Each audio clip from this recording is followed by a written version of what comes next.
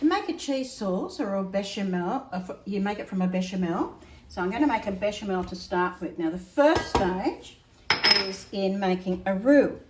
And so to make a roux, you have to melt your butter to start with. What's a roux? And a roux is equal quantities of fat and flour.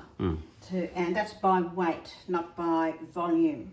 Because flour does measure light, and you want to measure it equally. So in here, I have 30 grams of butter, and I have about 30 grams of flour. So I'm going to melt the butter, and you don't put the flour in until the butter's melted, because that doesn't make as good a sauce, and you can actually start to burn your flour if you're not careful. So just letting that melt.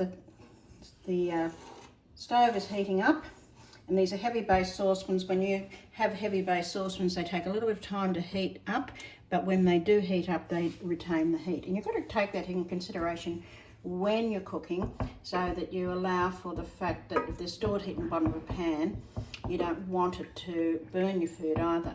So we melt the butter, and then we add the flour to it. And that's sifted flour, of course. No, don't bother sifting. Don't bother, doesn't matter? No, not with this. Okay. And you cook it up until it starts sizzling. So just the action of stirring like that will break down any big lumps anyway. Yeah, just stir it well. And you cook it for about a minute or so to start to cook the starch in the flour.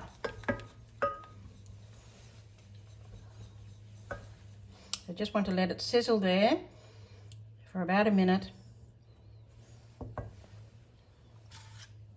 We're going to, in a moment, add 3/4 of a cup of milk, but you don't add the milk all at once.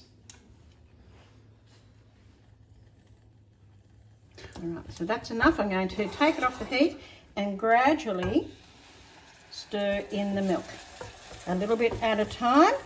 So what would happen if you put all the milk in at once?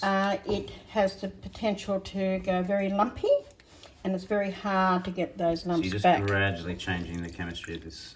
Yeah, so the milk's cold, and of course it starts to go firm, but it's not ready yet.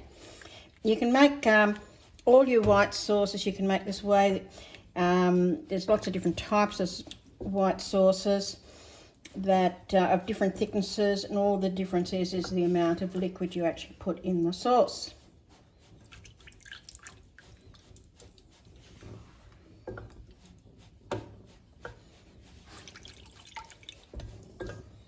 So we make sure it's well combined, take it back to the heat, and you stir it until it comes back to the boil.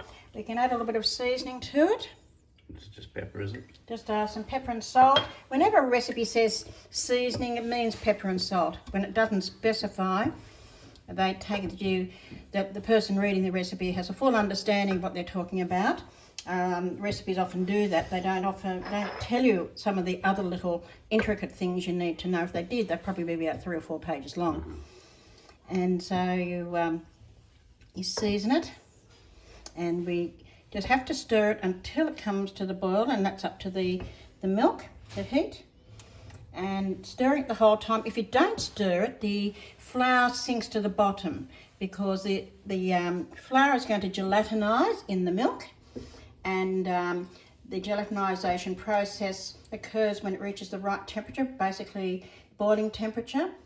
And before that happens, the flour will sink to the bottom. You want it to be suspended in your liquid, and that happens at the moment of gelatinization.